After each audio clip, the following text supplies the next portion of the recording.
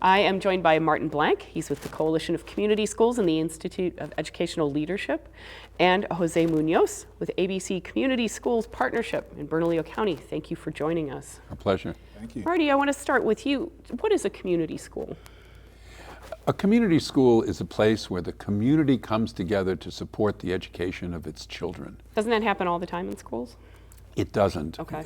Historically, schools started out as centers of community, but they've been more isolated over the years, as we expect schools to do everything that a child needs. That's just not realistic.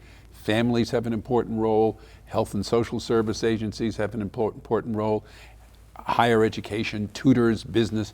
We're trying to get everyone to come together to help our young people. And it's particularly important as the population of our schools becomes increasingly diverse all over America, and regrettably increasingly poor.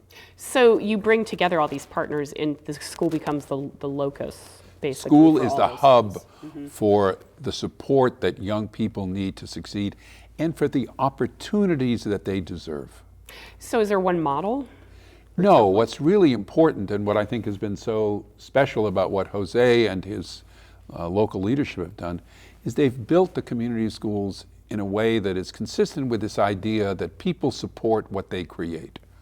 That's a phrase from the Margaret Wheatley, a renowned leadership guru, who talks about if you can get people together to build a vision and build a strategy, they will support and sustain. And that's what's happening here. The city, the county, the school district, the business community, grassroots groups, all coming together to create community schools here in Bernalillo County. And it's happening all across the nation in districts of all kinds, of all political stripes. We have community schools in Evansville, Indiana, in Lincoln, Nebraska, in Salt Lake City, in Baltimore, New York, Philadelphia, Los Angeles. Everywhere the community is rising up. That's the theme of our forum that's happening this week. Community schools rising to help their young people succeed. So all kinds of communities, not just like very poor urban communities, majority students of color, but also suburban schools. Suburban school districts are changing. Their population is shifting all around Washington, D.C., where I live. You have majority-minority school districts now. And why is this happening? Because there's a recognition that kids need more. Two things have happened. One, we've seen a recognition that kids really do need more support. You hear discussion about trauma. You hear discussion about a lack of opportunity.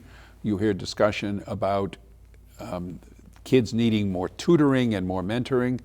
And educators are beginning to realize that they need the support of their community, and the community wants to help and wants to connect. The new education law, the Every Student Succeeds Act, opens up the door to more community participation and more partnership.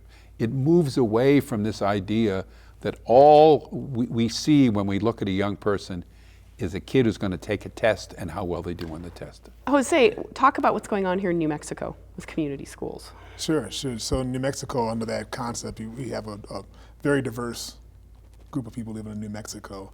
So here in Albuquerque, Bernalillo County, from that high level perspective, the city of Albuquerque, Bernalillo County, Albuquerque Public School District, United Way of Central New Mexico, and Albuquerque Business Education Compact came together about 9 years ago and said, we need to address these, but we need to address them together.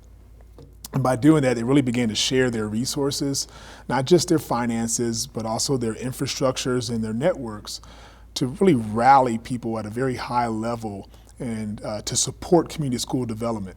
So how many do we have now? So right now we've gone from 1 in 2007 when they first began to 23 schools now. And it's really grassroots, as Marty was explaining, where it's not just here's some money, go do community schools. The work happening at that school site level, that grassroots level, is really where the rubber meets the road and bringing people together for that particular neighborhood, that particular community.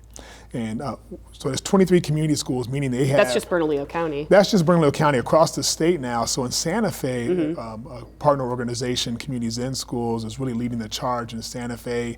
There's about 10 community schools there now. I had a chance a couple of months ago to go down to Las Cruces.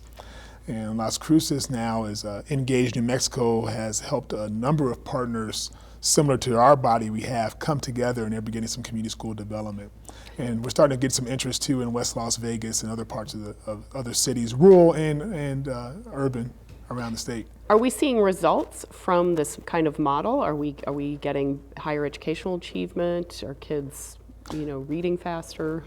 Reading faster. Right, reading more at their grade level. This has been an issue in New Mexico. Yeah, actually, yes. But just piggybacking off what Marty's saying, it really begins to. We have great teachers across our country, no different from here in New Mexico, right? So we have great teachers, but the barriers the societal barriers that they're facing in the classroom, those are the things the community schools really address here first. So if kids are moving around a lot, it's hard for a teacher to teach that child to even learn. And we know they're moving around because there's some poverty-related issues here. But addressing those, we have seen double-digit percentage increases in reading scores. We've seen increases in graduation rates, math scores, kids coming to school.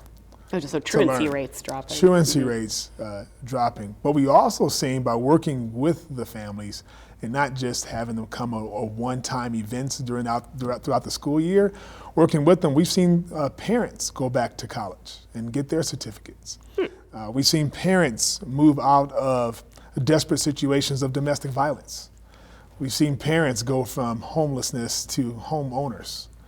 So bringing people together to address those societal barriers extends beyond just the educational, but it really, for us here in New Mexico, has been making sure that everyone is stable economically as well. We're almost at the end of our time, but Marty, I want to ask you, we're asking schools already to do a whole lot. Now we're asking them to address everything in a kid's life that they're coming to school? No, actually we are not. Okay. What we're saying to public schools is you are the one institution through which every child in America has a right to go. Be open to partnership with other organizations that care about young people and have assets and expertise that can help you. And partner with them. And partner effectively. Partner with a focus on results that matter. Your question to Jose is very much on target. We want kids to be present so they can learn. We want them to read by third grade. We want them to be healthy. We want their parents to be engaged. Schools are not resourced anywhere in America to do all of those things, nor do they have all the expertise. So in our approach, we want to put a person in the school, sometimes hired by the school, sometimes hired by a community group, to coordinate the assets and resources of the school. Around the country, we find that the leverage, the dollar leverage, is $6 raised for every dollar put in. All right, so the value of all the partnership, the people who are coming to help kids, social workers, youth workers, mental health workers, is significant. And that's what we need schools to do. Under the new law, there's a lot more outreach that educators will be doing. So we see this as a great opportunity to unite school, family, and community to help our young people thrive. That's what our work is about. I want to thank you both very much for coming to talk to us. And stick around, we'll talk more for the web. Thank you, Megan.